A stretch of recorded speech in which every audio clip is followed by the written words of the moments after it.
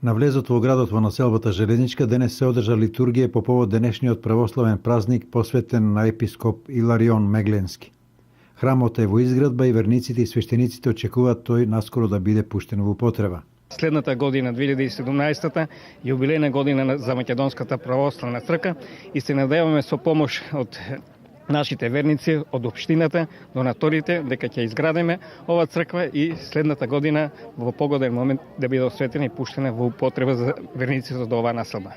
Општина Штип реализираше повеќе проекти во оваа населба, останува да се доизградат неколку сегменти од канализацијата, водоводот и уште неколку улици.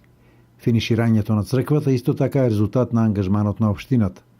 Морам да кажам дека заедно со нашиот ценен владик Иларион направивме разговори да максимално се вложиме сите ние да ја направиме оваа прекрасна црква и верувам дека за година дена ќе биде завршена. Ќе иде правена во нашиот стар охридски стил,